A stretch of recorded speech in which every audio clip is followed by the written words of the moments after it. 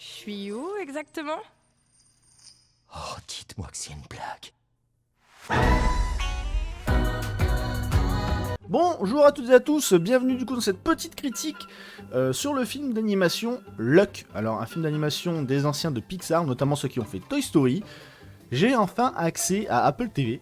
Ah, je l'attendais, j'avais envie d'avoir cet accès et je l'ai eu grâce à Canal+, puisque maintenant avec l'offre de Canal+, on a en plus Apple TV, en plus du coup d'avoir Netflix, d'avoir Paramount et plein d'autres choses, qui fait que je vois plein de films en ce moment, donc il va y avoir plein de critiques qui vont arriver, aussi bien d'anciens films que de nouveaux. Donc ça c'est cool, parce qu'on a accès même à des films qui sont sortis récemment, que j'ai pas eu le temps de voir au cinéma et sur lesquels du coup je peux me rattraper pour les voir. Du coup, Luck, histoire d'un petit chat.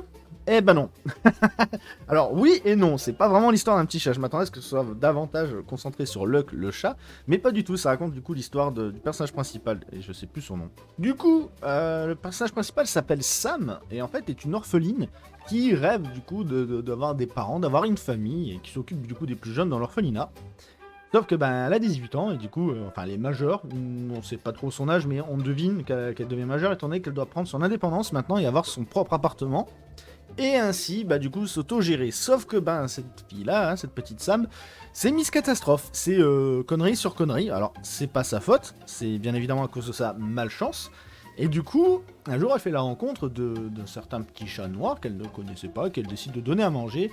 Et ce chat noir perd une pièce, qui est en fait une pièce porte-bonheur, et qui va du coup changer la vie de Sam. Alors là où on s'attend à ce que tout se passe dans une ville... où on va voir du coup la chance qui peut tourner avec le contre-chance, malchance, tout ça, etc. Tout ce qui va s'emboîter dans la vie quotidienne, et c'est pas du tout ça.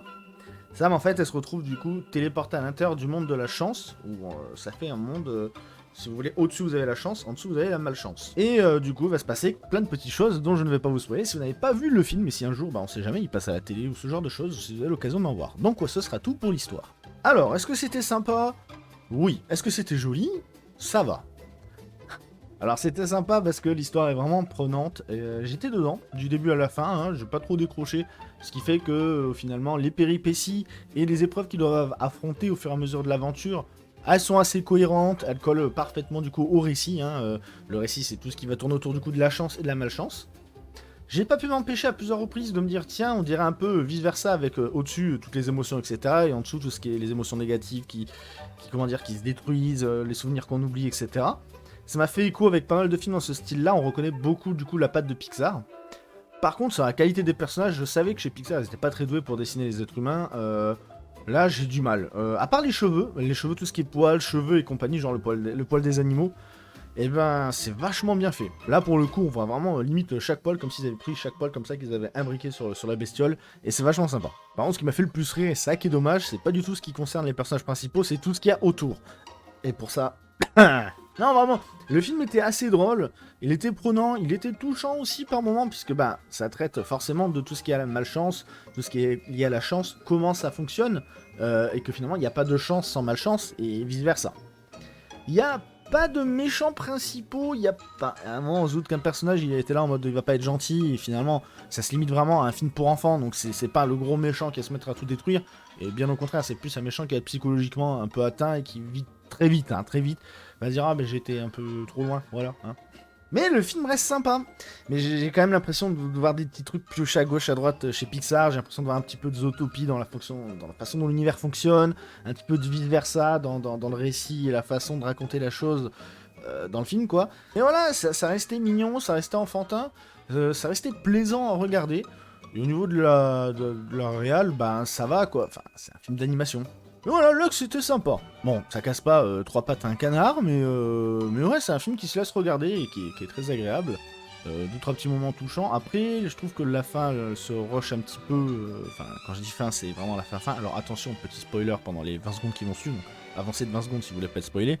Mais par exemple, le chat qui à la fin veut directement rejoindre Sam en mode maintenant j'ai envie d'aller dans le monde des humains. Et finalement, je veux plus être du bon côté. Enfin, je veux plus être du côté de la chance, mais la malchance ne me dérange pas. Bon, pourquoi pas. Voilà, c'est bon, fin du spoil, détendez-vous. Ça va, pour un premier film d'animation chez Apple, parce que je crois pas qu'il y en ait d'autres, pour l'instant j'en ai pas vu, il y a plein de trucs que j'ai envie de voir, j'ai envie surtout de voir Tetris, donc je pense qu'une des prochaines vidéos que vous allez voir, ce sera sûrement Tetris. Mais en tout cas, pour un premier film d'animation, ça reste sympa. Par contre, je trouve que ça n'aura pas de graphique. Je dis bien, ça n'aura pas de graphique. On est plus proche du style d'Illumination que du style Pixar. Après, voilà, c'est mon avis perso. Mais je trouve ça dommage que ce soit limité à Apple TV. C'est un film qui aurait pu sortir au cinéma. Il aurait peut-être pas eu un énorme succès, mais pourquoi pas. Après, un chat, ça vend. Ça vend beaucoup.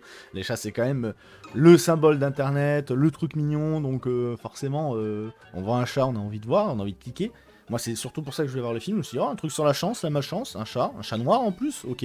Donc ça justifie le fait de la malchance, pourquoi pas. Mais justement, j'ai beaucoup plus apprécié la surface, enfin, bah non, du coup, le dessous, tout ce qui est côté malchance dans l'univers, qui est exploité très vite fait, mais suffisamment pour comprendre les enjeux, le récit et tout ce qui s'ensuit. Du peu qu'on en voit de la malchance, j'étais en mode, mais ça a l'air sympa en vrai, le côté malchance, ça a l'air plus cohérent, plus compréhensible, etc. Et le plus important, je pense, dans ce film, c'est la mentalité des personnages, que ce soit secondaires comme principaux. Le principaux évolue du coup vers le raisonnement des secondaires, parce que les principaux, faut qu'ils soient comme ça sur ligne et qu'ils comprennent que leur ligne n'est pas bonne, et qu'il faut qu'ils prennent des fois des petits chemins sinueux pour pouvoir arriver à leurs objectifs. Et bah là, c'est un petit peu pareil, quoi. Là, les secondaires, ils savent très bien que rien n'est blanc, rien n'est noir, tout est une nuance de gris. Et c'est un petit peu ça, hein, finalement, le message du film, et je trouve ça cool. En fait, c'est un petit peu le message du film de tous les films Pixar, bah voilà, pourquoi je compare à vice versa. Il n'y a pas de joie, il n'y a pas de tristesse, non, enfin un mélange des deux pour aussi bien ressentir la joie que la tristesse. C'est-à-dire, si on est heureux, on peut pas savoir ce qui est triste, et si on est tout le temps triste, on a besoin de l'un pour avoir l'autre. Donc voilà. Sur ce, bah écoutez, moi je vous laisse pour une prochaine critique, on se retrouve du coup très bientôt. Bah ce sera sûrement Tetris. Je pense que ce sera Tetris. Ou peut-être un autre film. Il y a plein de films que j'ai enregistrés qu'il faut que je monte. Et comme vous voyez, bah, on est sur ce cadre-là, avec le micro comme ça. Et je pense qu'on va rester sur ce type de format.